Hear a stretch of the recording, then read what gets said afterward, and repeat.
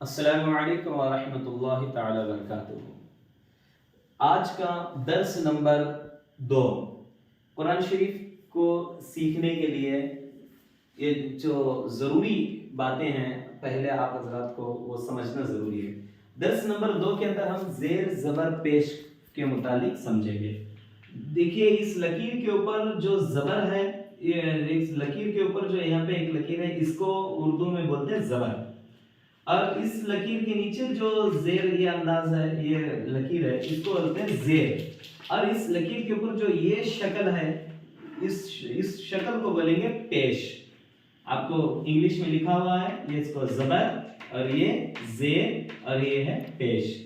اب یہ الفاظ میں کیا کام کرتے ہیں کہ جیسے اگر آپ کنڑا زبان سے واقف ہیں، جس میں سوراگڑو جو پہلے ہوتے ہیں، تو زبر جو ہے وہ سراگڑو کے اندر جو آ کا کام کرتا ہے وہ، اور انگلش سے اگر واقف ہیں آپ انگلش زبان سے، تو اس میں جو واولز جو ہوتے ہیں اس میں وہ آ کا کام کرتا ہے۔ اس طریقے اگر یہ ہم آوت، اگر کا کے اوپر آوت لگاتے ہیں تو جیسے کا بنتا ہے، اسی طریقے سے اگر کسی بھی لفظ کے اوپر زبر لگاتے ہیں تو آوت لگانے کے مانند ہے۔ جیسے الف کے اوپر اگر میں زبر لگاؤں گا تو آ بنے گا، با کے اوپر زبر لگاؤں گا تو با بنے گا۔ اسی طریقے سے یہ زیر اس کا انداز تلفظ یہ ہوگا کہ ای کے انداز میں وہ بولا جائے گا۔ جیسے اس کو اردو کا اگر آپ انگلش سے واقف ہیں تو سراگڑو کے اندر ای کے مانند آئے گا، وہ از اکول ٹو آئی اور ای کے مانند اس میں۔ اور اسی طریقے سے یہ جو کاف یہاں پہ کی جو لکھا ہوا ہے، یہ ای کا جو وت آتا ہے کاف پر، اگر کا کے اوپر اگر ای کا وت ڈال دیں گے تو وہ کی بن جائے گا۔ اسی طرح یہ زیر کا آواز کی کے معنی میں آئے گی، ای کے معنی میں آئے گی، ای کے طرح آئے گی، ای کے انداز میں آئے گی۔ جیسے اگر الف پر اگر میں زیر ڈالوں تو آپ بولیں گے الف زیر ای، با کے نیچے زیر ڈالوں با زیر بی، یہ ای وت کا کام کرتا ہے۔ اسی طرح پیش جو ہے او کی آواز میں آئے گا، جس لفظ کے اوپر پیش آئے گا تو اس لفظ کی آواز او کے مانند آئے گی، وہ جو کہ سوراگڑو کے اندر او وت کا کام کرے گا، اور واولز کے اندر یو اور وہ کا کام کرے گا۔ جیسے کا کے اوپر اگر ہم پیش لگاتے ہیں یا کا کے اوپر جیسے آپ او وت ڈالتے ہیں تو اس کی آواز کو نکلے گی۔ اسی طریقے سے اگر کاف کے اوپر اگر ہم پیش لگاتے ہیں تو کو آواز نکلے گی۔ تو اس طریقے سے آ ای او، زبر زیر پیش کی آواز، زبر کی آواز آ، زیر کی آواز ای، پیش کی آواز او۔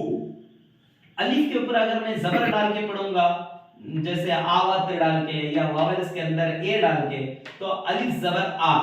اسی طریقے سے الف کو اگر میں زیر ڈال کے پڑھوں گا تو الف زیر ای۔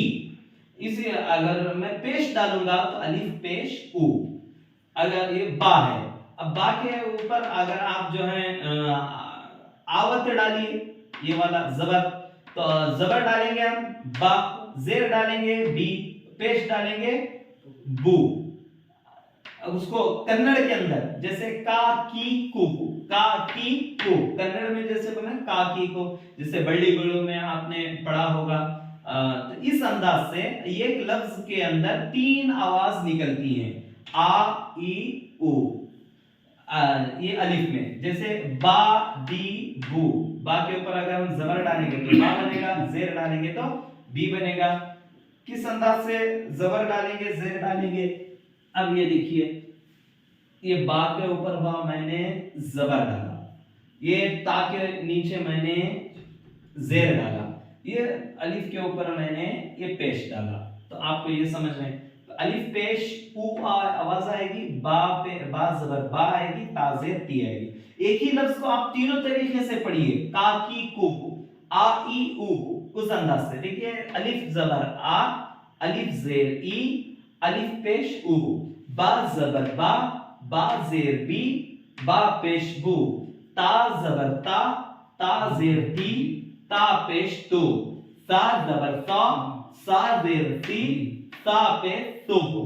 تو اس انداز سے اس کو بولیں ہجے کر کے۔ اگر آپ ڈائریکٹ आ की तरह आवत लगा के जिस किसी चीज को भी आप पढ़ते जाएंगे, यानी जबर लगा के पढ़ते जाएंगे। आ बा ता सा जा हा खा दा ला रा जा सा शा सो द ط ظ ع غ ف ق ك ل م ن و ه ا یا हमने जबर के साथ पढ़ा।